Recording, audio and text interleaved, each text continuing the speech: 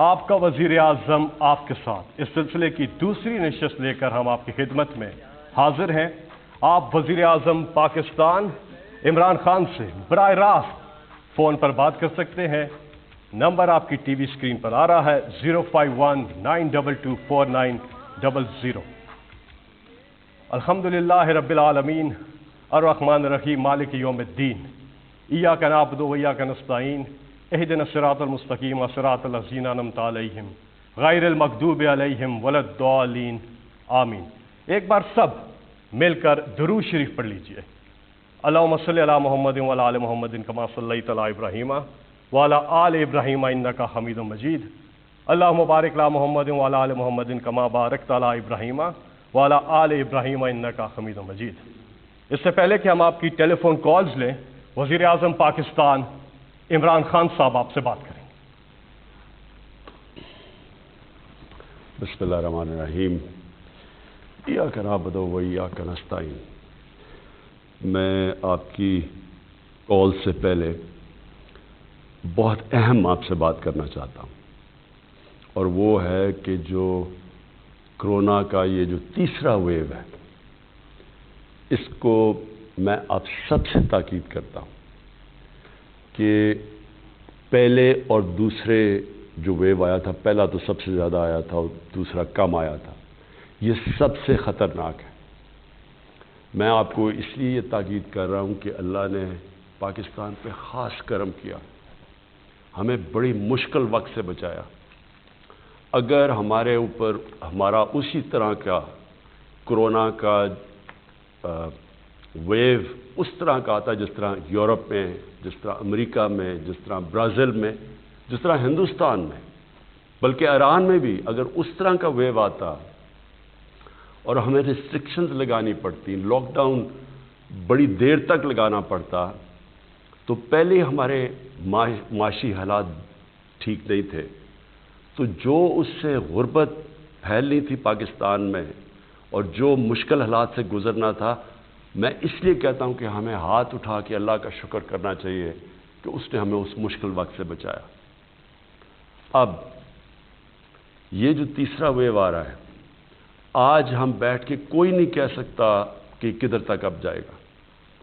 ابھی تک جو ہم دیکھ رہے ہیں، ہم پاکستان کے اندر ہی مسئلہ یہ تیسرے ویو کا نہیں ہے، ہندوستان میں بھی آیا ہوا ہے، بنگلہ دیش میں بھی آ گیا ہے، اور یورپ میں ویکسین لگانے کے باوجود انہوں نے لاک ڈاؤن کر دیا ہے۔ تو میں صرف آپ سے آج اپنے ملک کی خاطر، اپنے آپ کے لیے، اپنے ملک کے لیے، اپنی قوم کے لیے، اپنے لوگوں کے لیے خاص تاکید کرتا ہوں کہ یہ جو سب سے آسان چیز ہے، ماسک پہننا، یہ سب سے میں تاکید کرتا ہوں کہ ماسک پہننا شروع کریں۔ جدھر آپ جائیں ماسک پہنیں۔ اس کا کوئی خرچہ بھی کچھ نہیں ہے، اس سے فائدہ بھی بہت زیادہ ہے۔ ساری چیزیں ایک طرف، جو ایس او پیز ماسک پہننے سے فائدہ ہوتا ہے، وہ اب دنیا میں سب سمجھ بیٹھے ہیں کہ سب سے زیادہ فائدہ ہے۔ میں بھی دیکھ رہا ہوں کہ لوگ، کیونکہ اللہ نے ہمیں بچا لیا تھا، لوگ بالکل پرواہ نہیں کر رہے، باہر پبلک جا رہے ہیں، کوئی فکر نہیں کر رہا، اور اس کا بڑا خطرناک ہو سکتا ہے کہ اگر یہ پھیل گیا، ہم تو ابھی تک اپنے لوگوں کو بچا رہے ہیں، ہم لاک ڈاؤن نہیں کر رہے، ہم اپنی فیکٹریاں نہیں بند کر رہے، ہم صرف تھوڑی تھوڑی ریسٹرکشنز لگا رہے ہیں تاکہ یہ ویو تیزی سے نہ پھیلے۔ لیکن خدا نہ خواستہ اگر یہ پھیل گیا تو اس کا تو بہت برا امپیکٹ پڑے گا اور ہم مجبور ہو جائیں گے قدم اٹھانے پہ۔ اس لیے اپنی بھی مدد کریں، اپنی قوم کی مدد کریں۔ یہ جو ماسک ہے، یہ میں سب سے تاکید کرتا ہوں کہ ضرور پہننا شروع کریں۔ ہمیں پتہ ہے کہ جب یہ ساری دنیا کے اندر جب لاک ڈاؤن ہوا تو سب سے زیادہ متاثر غریب لوگ ہوئے اس ملک کے، چاہے امریکہ ہو، چاہے یورپ ہو، ہر امیر ترین ملک کے بھی غریب لوگ سب سے زیادہ متاثر ہوئے۔ اندازہ لگایا جاتا ہے کہ 15 کروڑ لوگ دنیا کے اندر غربت کی لکیر سے نیچے گئے ہیں یہ ایک سال کے اندر، لاک ڈاؤنز کی وجہ سے۔ تو ہمارے لیے ایک ذمہ داری ہے کہ ہم پروٹیکٹ کریں اپنے غریب لوگوں کو۔ اس لیے میں شروع اس سے کرتا ہوں کہ سب جدھر آپ جائیں خاص طور پہ بند کمروں میں ماسک پہنیں، بسز میں بیٹھیں، گاڑیوں میں بیٹھیں، جدھر بھی پبلک ہو ماسک ضرور پہنیں۔ بہت بہت شکریہ وزیر اعظم صاحب، اللہ تعالیٰ سے دعا ہے کہ اللہ تعالیٰ سب کو اپنے حفظ و امان میں رکھے۔ پروگرام کے پہلے کالر 05192249900۔ جی السلام علیکم۔ وعلیکم السلام سر۔ جی جی، کون صاحب کہاں سے؟ آپ وزیر اعظم صاحب سے بات کیجیے۔ جی سر میں فرحان بات کر رہا ہوں صوبہ سندھ کے ضلع مپرو خاص کی تحصیل ڈگری سے۔ جی جی وزیر اعظم صاحب، میں ڈسٹرکٹ مپرو خاص ڈویژن مپرو خاص کے حوالے سے آپ کے سامنے ایک عرض رکھنا چاہتا ہوں۔ مپرو خاص ڈویژن میں 3 بڑے ڈسٹرکٹ ہیں، مٹھی، عمرکوٹ اور مپرو خاص۔ یہاں ہزاروں نوجوان صرف اس بنا پر اپنی تعلیم آگے نہیں بڑھا سکتے کیونکہ مپرو خاص ڈویژن میں کوئی بھی یونیورسٹی نہیں ہے۔ میرا آپ سے مطالبہ ہے کہ مپرو خاص ڈویژن، جس میں مٹھی ضلع بھی آتا ہے، اسے ایک یونیورسٹی وفاق کی جانب سے دی جائے۔ دوسرا، میرا آپ کے سامنے عرض ہے کہ ڈگری تحصیل کے 40 کلومیٹر دور گیس موجود ہے، لیکن تحصیل ڈگری چھڈو اور میں گیس کی سہولت میسر نہیں۔ ایک لمبا عرصہ ہو گیا کہ وفاق نے سندھ کے ان ڈسٹرکٹس کو نظر انداز کیا ہوا ہے۔ تو میرا آپ سے مطالبہ ہے کہ سندھ کے ان ڈسٹرکٹس کو، جو کہ پاکستان کی معیشت میں زراعت میں بڑا اہم کردار ادا کرتے ہیں، اس پر ضرور توجہ دیں۔ شکریہ۔ یہ گیس کا تو میں آپ کا چیک کر لوں گا کہ اس کا کیونکہ یہ وفاق کے پاس ہے، تو اس کی تو میں آپ سے یہ آج ہی پتہ چلوائیں گے کہ ہم کیسے آپ کا گیس کا نیٹ ورک بڑھا سکتے ہیں۔ صرف گیس کے اوپر میں ایک چیز کہنا چاہتا ہوں کہ پاکستان میں بدقسمتی سے کیونکہ ہم نے گیس کے کنویں اتنے نہیں کھودے جتنے کھودنے چاہیے تھے، اب ہم کھود رہے ہیں زیادہ گیس کے کنویں، تو پاکستان کے اندر جو گیس تھی اور جتنی دیر تک پاکستان گیس کے اوپر گزارا کر رہا تھا، وہ گیس نیچے جا رہی ہے۔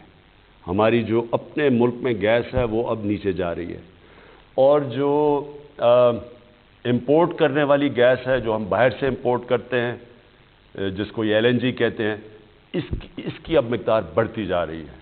مسئلہ کیا ہے کہ جو باہر سے گیس آ رہی ہے وہ مہنگی ہے، حالانکہ ہم نے ایک نیا کانٹریکٹ سائن کیا ہے جس میں ہم نے پہلے جس کانٹریکٹ پہ گیس لی تھی اس سے کم قیمت پہ لے رہے ہیں، لیکن اس کے باوجود جو گیپ ہے، جتنی قیمت پہ ہم گیس خریدتے ہیں اور جتنی قیمت پہ ہم بیچ رہے ہیں، یعنی اپنے لوگوں کو، ڈومیسٹک کنزیومر کو دے رہے ہیں، اس میں بڑا گیپ آ گیا ہے، جس کی وجہ سے ہمارے قرضے اب بڑھتے جا رہے ہیں۔ اور اس کے اوپر بھی انشاءاللہ آپ کے سامنے لے کے آئیں گے کہ ہمیں کیسے اب یہ کرنا ہے کہ صرف آپ کو پتہ ہونا چاہیے صرف 27% پاکستانیوں کو گھر پہ گیس ملتی ہے، پائپڈ گیس ہے، باقی 73% پاکستانیوں کے گھروں میں گیس نہیں ہے۔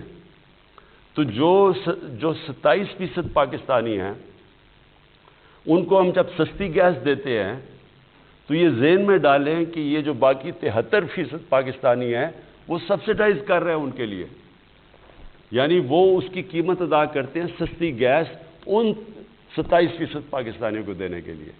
تو اگر ہم گیس اور زیادہ بڑھاتے ہیں تو مشکل یہ ہے کہ اگر اس کی اسی قیمت پہ دیں گے تو ہمارے گیس کے قرضے بڑھتے جائیں گے، کیونکہ گیس مہنگی لے رہے ہیں، لوگوں کو سستی دے رہے ہیں۔ تو یہ گیس کا ایک ایشو تھا۔ دوسری آگے یونیورسٹیز کا۔ دیکھیں یونیورسٹیز کا یہ تو بالکل آپ بات ٹھیک کہتے ہیں کہ ہائر ایجوکیشن یہ ایک قوم کے اندر سب سے بڑی نعمت ہوتی ہے۔ قومیں اوپر جاتی ہیں ہائر ایجوکیشن سے جب آپ ان کو کوالٹی ایجوکیشن دیتے ہیں، اس کو انگریزی میں لفظ ہے ویلیو ایڈ کرتے ہیں۔ ایک انسان کو جتنی بہتر تعلیم دیتے جائیں وہ اتنا زیادہ پروڈکٹیو ہوتا جاتا ہے۔ یہ اور بات ہے کہ اس کے اوپر بھی سوچنا چاہیے کس قسم کی ہائر ایجوکیشن، اس کے اوپر بھی ہم کام کر رہے ہیں۔ لیکن یونیورسٹی ایجوکیشن کا مسئلہ میں آپ کو بتاتا ہوں کیا آ رہا ہے۔ ہم یونیورسٹی بنا دیتے ہیں، بلڈنگ بنانے سے یونیورسٹی نہیں بنتی۔ جو فیکلٹی ہوتی ہے، یعنی کہ جو کوالٹی پروفیسرز کی ہوتی ہے اور PhDs جو وہاں پڑھاتے ہیں یونیورسٹیز میں، اس کے اوپر ڈپینڈ کرتا ہے۔ اگر وہ کوالٹی کی فیکلٹی ہو تو یونیورسٹی کا فائدہ ہے۔ اگر آپ یونیورسٹی بنا دیں گے اور اس کے اندر کوالٹی کی فیکلٹی نہیں آتی تو وہ پھر یونیورسٹیز جس طرح کی ڈگریز دیتے ہیں آپ کے سامنے ہیں، بیچارے ڈگریز لے کے لوگ بے روزگار پھر رہے ہوتے ہیں. تو یہ اس وقت مسئلہ ہے، اور یہ اس کے اوپر ایک پورا ہم ایک چینج لے کے آ رہے ہیں ہائر ایجوکیشن میں، کیونکہ پہلے جو ہائر ایجوکیشن کے سربراہ تھے وہ ہماری گورنمنٹ نے نہیں ان کو سلیکٹ کیا تھا. اب ہم اپنی ایک ویژن کے مطابق سربراہ لے کے آ رہے ہیں اور ہائر ایجوکیشن کے اندر کئی بڑے چینجز کرنے لگے ہیں. جی اگلے کالر سے بات کرتے ہیں. نمبر آپ کی اسکرین پہ بھی آ رہا ہے 051-922-4900. جی السلام علیکم. السلام، میں امرین قیوم بات کر رہی ہوں اسلام آباد سے. میں ایک ہاؤس وائف ہوں. میرے ہسبینڈ پرائیویٹ جاب کرتے ہیں. میں مہنگائی کے بارے میں بات کرنا چاہتی ہوں کہ مہنگائی جو ہے وہ دن بدن بڑھتی جا رہی ہے اور گزارا مشکل ہو رہا ہے. ہم بچوں کے اسکول کی فیس دیں یا گھر کا خرچہ چلائیں. اور اب تو اگر آپ دیکھیں تو ڈالر کی جو پرائس ہے وہ بھی کم ہو گئی ہے اور جو روپے کی ویلیو ہے وہ بھی مستحکم ہو گئی ہے. اور دوسری بات یہ کہ اب تو رمضان المبارک بھی آ رہا ہے، لیکن جو ہے بیسک کوموڈیٹیز کی پرائس بالکل کم نہیں ہو رہی ہے. تو خدا را آپ اپنا وعدہ پورا کریں اور مہنگائی کو کنٹرول کریں. اگر آپ یہ نہیں ہو سکتا تو پھر آپ جو ڈے فرسٹ سے کہہ رہے ہیں کہ آپ کو گھبرانا نہیں ہے، تو پھر آپ ہمیں گھبرانے کی اجازت دے دیں. جی امرین، بالکل آپ نے وہ بات کی جو کہ آپ یقین کریں کہ اب تک ہماری صرف اور صرف کانسنٹریشن اگر باقی ساری چیزیں ایک طرف ہیں تو مہنگائی ایک طرف ہے. اور مہنگائی کے اندر آپ نے تھوڑا سا سمجھنا ہے، کیونکہ مہنگائی تو کئی چیزوں کی ہے نا. کئی چیزوں کی مہنگائی ایسی ہے جو کہ ہم ایڈمنسٹریشن کی وجہ سے ٹھیک کر سکتے ہیں. مثلا یعنی اگر ایک دکان میں ایک قیمت آ رہی ہے اور دوسری دکان اور کوئی قیمت دے رہی ہے اور چیز تو وہی ہے، تو یہاں تو ایڈمنسٹریٹو سٹیپس لے سکتے ہیں اور ہم پورا اس کے اوپر بھی زور لگا رہے ہیں. ایک مہنگائی یہ، اور یہ بھی آپ نے سمجھنا ہے، وہ مہنگائی یہ ہے کہ ایک کسان سبزیاں یا جو بھی اپنی پیداوار ہے وہ ایک قیمت کے اوپر وہ لے کے جاتا ہے مارکیٹ کے اندر، لیکن اس مارکیٹ سے جب وہ چیز جاتی ہے شہر میں یعنی ریٹیل میں، یعنی جب آپ کے پاس پہنچتی ہے تو اس کے اندر ایک بہت بڑا فرق آ جاتا ہے. وہ کسان بیچارے کو پورے پیسے نہیں ملتے. میں نے کسانوں کو ملا جا کے، تو کسانوں نے کہا جی ہمارا تو مشکل، یعنی جب آپ کے پاس پہنچتی ہے تو اس کے اندر ایک بہت بڑا فرق آ جاتا ہے. وہ کسان بیچارے کو پورے پیسے نہیں ملتے. میں نے کسانوں کو ملا جا کے، تو کسانوں نے کہا جی ہمارا تو مشکل سے خرچہ پورا ہو رہا ہے جو ہم اپنی پیداوار یا جو سبزیاں بتا رہے تھے. لیکن وہی سبزی جب وہ جا رہی ہے شہر کے اندر تو وہاں وہ دگنی سے بھی زیادہ قیمت پہ بک رہی ہے. تو جو بیچ میں مڈل مین ہے وہ بہت بڑے پیسے بنا رہا ہے. اس کا اب ہم ایک توڑ لے کے آئے ہیں اور انشاءاللہ یہ شروع بھی ہو گیا. ہم نے آہستہ آہستہ ایکسپیریمنٹ کر رہے ہیں کہ ہم ڈائریکٹلی وہ جو منڈی سے ایک اس طرح چیز کریں کہ ڈائریکٹلی وہ چیزیں جائیں گی لوگوں کے پاس اور وہ کسان کو بھی زیادہ پیسہ مل جائے گا اور جو لوگ ہیں جو شہر کے اندر لوگ ان کے لیے بھی قیمتیں کم ہو جائیں گی. یہ ایک پوری نئی چیز کر رہے ہیں کیونکہ ایک نیا سوچ لے کے آ رہے ہیں اور یہ شروع ہو گیا. لاہور میں ہم نے اب کئی جگہ شروع کیے ہیں یا اسلام آباد میں شروع کرنے لگے. یہ شہروں کے اندر اب ہم کرنے لگے. اس سے بھی فرق پڑے گا. ایک تیسرا طریقہ ہے، ایک تیسری وجہ ہے، وہ ہے جو میں شروع میں آپ کو کہتا ہوں کہ جب روپیہ مثلا ہمارا روپیہ اب آپ ہمارے آنے کے بعد 107 روپیہ تھا، ہمارے آنے سے پہلے روپیہ 124 تھا، لیکن اس سے 6-7 مہینے پہلے 107 کا تھا. یعنی 2018 کی شروع میں تقریباً 107 روپے کا ڈالر تھا اور وہ 2018 کے بعد وہ بڑھتے بڑھتے پہنچ گیا 160 روپے پہ. اور اب اللہ کا کرم ہے کہ ہماری اکانومی سٹیبل ہو رہی ہے تو روپیہ بھی مضبوط ہوتا جا رہا ہے.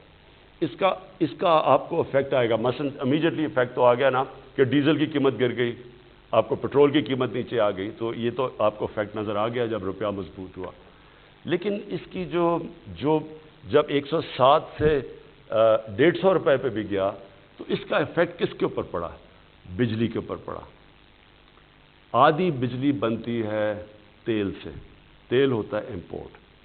پھر جو بجلی کے سارے کانٹریکٹ سائن کیے گئے ہیں وہ ہیں سارے ڈالرز کے اندر، ہمارے سے پہلے کے کانٹریکٹ سائن کیے گئے ہیں.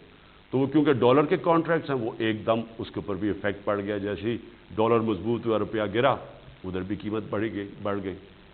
پھر جب ڈیزل مہنگا ہوا ساری ٹرانسپورٹ مہنگی ہو گئی, ساری چیزوں کے اوپر اس کا کاسٹ چلا گیا. پھر جو باہر سے ہم چیزیں امپورٹ کرتے ہیں, باہر سے چیزیں سب سے بڑا تو جو عام لوگوں کو آپ کو افیکٹ کرتا ہے گھی.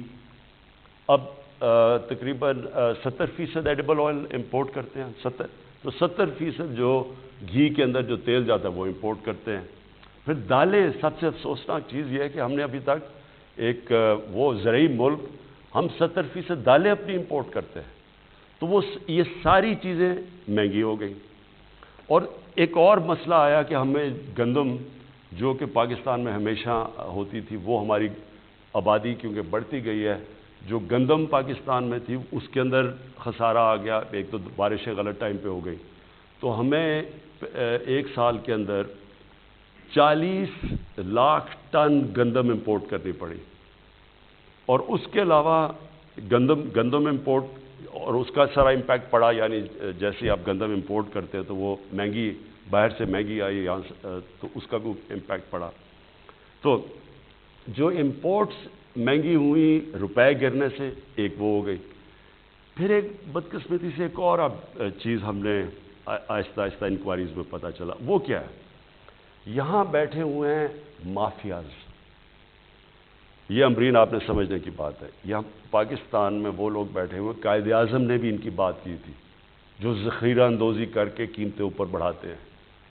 یہ مافیاز بیٹھے ہوئے تھوڑے سے لوگ ہیں, یہ سٹا کھیلتے ہیں. عموماً تو چیز تب مہنگی ہوتی ہے جب اس کی سپلائی کم ہو جائے. مثلا اگر کمی ہو جائے کسی چیز کی, اگر چینی کی کمی ہو گئی تو زیادہ لوگ چینی مانگیں گے, اس کی قیمت اوپر چلی جائے گی. لیکن یہاں چینی پڑی ہوتی ہے, ذخیرے پڑے ہوتے ہیں چینی کے, لیکن قیمت اوپر جانی شروع ہو جاتی ہے. ایک وقت پہ چینی انہوں نے کہا جی اتنی زیادہ ایکسپورٹ کرو, چینی ایکسپورٹ کرنی شروع کی, وہ چینی کی قیمت اوپر چلی گئی. سو اس کا کوئی کنیکشن نہیں ہے. یہ جان بوجھ کے مافیاز بیٹھے ہیں جن کے پیچھے پہلی دفعہ پاکستان میں ہم اب جا رہے ہیں. میں یہاں شہزاد اکبر کو بلایا ہوا ہے.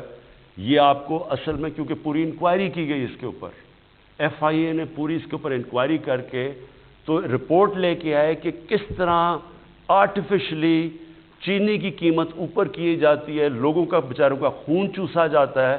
تھوڑے سے لوگ ہیں جو کہ کیسے اربوں روپیہ بناتے ہیں اس سے. اور یہ آٹے کے اوپر بھی ہمیں جب اس کے اوپر بھی ایک رپورٹ ہے کہ کیسے وہاں بھی ذخیرہ اندوزی کر کے تو آٹے کی قیمت اوپر لے جائی جاتی ہے. تو یہ میں صرف آپ کو اس لیے بتا رہا ہوں, اس کے مختلف طریقے ہیں. لیکن یہ آپ یقین کر لیں امرین, گھبرانے کی آپ کو ضرورت اس لیے نہیں ہے کہ سارا وقت ہم اس کے اوپر کام کر رہے ہیں. یا تو ہمیں گورنمنٹ کو فکر نہ ہو اس کی, اس کے اوپر سارا وقت ہم کوشش کر رہے ہیں کہ ہم یہ کنٹرول کریں. اس کے اوپر جو سب سے بڑی چیز ہم اب کرنے جا رہے ہیں, اس سال ایک پوری نئی ایگریکلچر کی ایک ریولوشنری پالیسی لے کے آ رہے ہیں, جس سے ہم نے اپنا سارا جو ایگریکلچر کا سیکٹر چینج کر دینا ہے. اس میں سے پہلے ہم انفارمیشن ٹیکنالوجی کا استعمال کر کے پہلے سے پتہ چل جائے گا کہ کون سے سیزن میں کس چیز کی کمی ہوتی ہے, تاکہ کسی قسم کی شارٹیج آگے سے نہ ہو, تاکہ شارٹیج کی وجہ سے قیمتیں اوپر نہ چلی جائیں. لیکن یہ میں آپ کو بتا دوں کہ اس کے اوپر پچھلے ایک سال سے یہ مختلف چیزیں کہ کیا وجہ ہے مہنگائی کے, اس کے اوپر پورا کام ہو رہا ہے. اور انشاءاللہ آپ کو ہم اس کے اوپر قابو پا کے دکھائیں گے انشاءاللہ. اللہ تعالیٰ آپ کے شامل حال ہو. اگلے کالر ہمارے ساتھ. جی السلام علیکم. السلام علیکم. جی روبینہ سہیل راجہ بول رہی ہوں, شاہپور پلگراں سے. جی جی حکومت کی ترجیحات میں سے حکومت کی ترجیحات میں سے 3 چیزوں کے لیے سوال کرنا چاہوں گی. صحت, ایجوکیشن اور کرپشن کی. میرا خیال ہے تو صحت کے حوالے سے تو گورنمنٹ کے جتنے بھی ہاسپٹلس ہیں وہاں تو اب وہ پیسے لے رہے ہیں, سارے ٹیسٹ باہر سے کرا رہے ہیں, کچھ بھی وہ فری آف کاسٹ نہیں دے رہے. دوسرا, جو ڈاکٹرز پرائیویٹ جا کے کلینکس میں بیٹھتے ہیں وہ ایسی پرسکرپشن بنا کے دیتے ہیں جن سے وہ اپنے جہاں ان کے کمیشن ملتے ہیں تو وہاں سے ان کمپنیز کا نام لکھ کے دیتے ہیں, جو کہ 10 گنا مہنگی ہوتی ہیں عام دوائیاں جہاں سے سستی بھی مل سکتی ہیں. اور ایک تو وہ چیز ہے, وہ غریب بندہ تو بس ایسے ہی مر جائے گا. اور اس کے بعد کرپشن کا تو یہ حال ہو گیا کہ پہلے تو کہتے تھے کہ جی اتنے پیسوں میں یہ کام ہو جائے گا، اب سختی ہو گئی ہے کہ اب تو قیمت بھی بڑھ گئی ہے، مہنگائی بھی ہو گئی ہے، تو کچھ ہمارا بھی خیال کریں. تو اس کے لیے میں صرف پرائم منسٹر صاحب کو ان 2 چیزوں کے لیے بتاؤں گی. اور جو پھول گراں کا ایریا ہے، یہاں سے ہمیں بہت محنت سے آپ لوگوں کو بہت زیادہ محنت کی اور ووٹیں دی ہیں. ہم اللہ کے آسرے پہ بیٹھے ہیں، کوئی کام ہمارا نہیں ہو رہا اس ایریے میں. خود ہی جو کرتے ہیں، گلیاں بھی خود بنا رہے ہیں، پائپ لائنز بھی خود ہی ڈال رہے ہیں، کوئی ادھر آتا ہی نہیں ہے، کوئی ہے ہی نہیں ہمارا سننے والا. تو جی اچھا، میں آپ کی یہ 3 یعنی آپ کے مختلف سوال ہیں. سب سے پہلے جی جو ایشو ہے اس وقت ہیلتھ سیکٹر کے اندر، یہ جو آپ کہتے ہیں کہ ڈاکٹرز چارج کرتے ہیں زیادہ، یعنی وہ جو پرسکرپشن دیتے ہیں کہ ایک ہی جا کے فارمیسی سے لوگوں سے سمجھوتا ہوا ہوتا ہے، یہ ٹھیک آپ باتیں کہہ رہی ہیں. میں پہلے آپ کو بتا دوں کہ آپ کو اندازہ نہیں ہے کہ جو ہیلتھ سیکٹر ہے اس کے اندر جتنا بڑا انقلاب آ رہا ہے، یہ پاکستان کو چینج کر دے گا بالکل. وہ کیسے آ رہا ہے؟ وہ آ رہا ہے ہیلتھ کارڈ کی وجہ سے. ہیلتھ کارڈ ہے کیا؟ پہلی دفعہ پاکستان کے اندر ہم نے 2 صوبوں کے اندر جدھر ہماری حکومت ہے، کیونکہ یہ صوبائی سبجیکٹ ہے، یاد رکھیں ہیلتھ صوبائی سبجیکٹ ہے، یہ 18th امینڈمنٹ کے بعد ہمارے پاس نہیں ہے. لیکن کیونکہ پختونخوا میں تحریک انصاف کی حکومت ہے اور پنجاب میں اور گلگت بلتستان میں، اب ہم ان 3 صوبوں کے اندر یونیورسل ہیلتھ کوریج کر رہے ہیں. مطلب یہ کہ ہر شہری کو، پنجاب میں انشاءاللہ اس سال کے اینڈ تک، پختونخوا میں ہو چکا ہے اور گلگت بلتستان میں بھی سال کے اینڈ تک ہر شہری کے پاس ہیلتھ کارڈ ہوگا. ہیلتھ انشورنس ہر خاندان کے پاس ہوگی. مطلب یہ ہے کہ ہر خاندان اگر 10 لاکھ روپے تک اگر ان کے گھر میں کوئی بیماری ہے تو اس ہیلتھ کارڈ سے کسی بھی ہسپتال میں جا کے اپنا علاج کروا سکتے ہیں. یہ میں آپ کو یقین دلا رہا ہوں کہ یہ ڈیولپڈ ملکوں میں ایسی چیز نہیں ہے. اس کے ابھی اثرات آنے والے ہیں. اور اثرات کیا ہیں؟ اس سے سب سے بڑی چیز کیا ہوگی کہ ایک پورا ہیلتھ سسٹم بن جائے گا. اب تک کیا ہوتا رہا؟ سارے دیہاتوں سے لوگ اٹھ کے چھوٹے شہروں کے اندر گورنمنٹ ہاسپٹلز میں ڈاکٹر جاتے نہیں ہیں، وہ خالی پڑے ہوتے ہیں. سارے لوگ اٹھ کے تو شہروں کی طرف آ جاتے ہیں اور شہروں کے ہاسپٹل بھر جاتے ہیں سارے. یہ جو ہیلتھ کارڈ ہے، اس کے علاوہ کوئی طریقہ ہی نہیں تھا ایک انقلاب لانے کا، کیونکہ ہم جو بھی کریں گورنمنٹ سرکاری سسٹم بن ایسا گیا ہے. اور میں یہ ضرور کہوں گا کہ یہ بہت بڑی غلطی ہوئی تھی کہ سارے ہیلتھ سسٹم کو نیشنلائز کرنے کا. اس سے ہوا کیا کہ وہ اب پوسٹنگ ٹرانسفر ڈاکٹرز کی چلنی شروع ہو جاتی ہیں. وہ جا کے سارے کوشش کرتے ہیں بڑے بڑے شہروں میں رہیں، اور جو ڈسٹرکٹ کے ہاسپٹل ہے ادھر بڑا مشکل ہوتا ہے ڈاکٹرز لے جانا. تو اب یہ ہیلتھ کارڈ سے کیا ہوگا؟ اب پرائیویٹ سیکٹر کے ہاسپٹلز جو چھوٹے شہروں میں جاتے نہیں تھے، جو گاؤں میں نہیں جاتے تھے کیونکہ لوگوں کے پاس پیسہ نہیں تھا، اب وہ پرائیویٹ سیکٹر نے جانا شروع کر دیا ہے. ہاسپٹلز کے لیے ہم نے جو بھی اکوپمنٹ پاکستان میں نہیں بنتی ڈیوٹی فری ہم نے کر دی ہے. وہ وہاں سے باہر سے ڈیوٹی فری لا سکتے ہیں. ہم ایک اور کام کرنے جا رہے ہیں. اوقاف کی زمینیں جو پڑی ہوئی ہیں، جو گورنمنٹ کی زمینیں پڑی ہوئی ہیں، جو ویکیو ٹرسٹ کی زمینیں پڑی ہوئی ہیں، ان کے اندر ہم بڑے سستی قیمت پہ انوائٹ کریں گے کہ پرائیویٹ سیکٹر آ کے ہاسپٹلز بنائیں. اصل میں زمین مہنگی ہوتی ہے تو اس کی وجہ سے وہ نہیں آتے. تو ڈیوٹی فری ایکوپمنٹ بھی ملے گی، سستی زمین بھی پرائیویٹ سیکٹر کو دیں گے. اس کے بعد ہیلتھ کارڈ کی وجہ سے کوئی بھی غریب آدمی جائے گا اور اس ہاسپٹل میں علاج کروا سکتا ہے. تو اس سے انشاءاللہ آنے والے دنوں میں ایک ہاسپٹلز کا نیٹ ورک بن جائے گا. اور لوگوں کو کیونکہ ان کے پاس اپرچونٹی ہوگی کہ اگر میرے پاس ہیلتھ کارڈ ہے تو جو ہاسپٹل اچھا علاج کرے گا میں ادھر جاؤں گا، تو ہاسپٹلز میں کمپٹیشن ہوگی پھر. تو یہ انشاءاللہ ایک انقلاب جو آ رہا ہے یہ آنے والے اب دنوں میں اب دیکھیں گے. آپ کا دوسرا پوائنٹ. پرائم منسٹر صاحب ہمیں ایک بریک پہ جانا ہے اور اس دوسرا سوال کا جواب آپ سے گزارش ہے کہ بریک کے بعد دیجیے گا. آپ کی کالز کا سلسلہ جاری ہے. ہم چھوٹا سا ایک وقفہ لیں گے، وقفے کے بعد پھر حاضر ہوتے ہیں.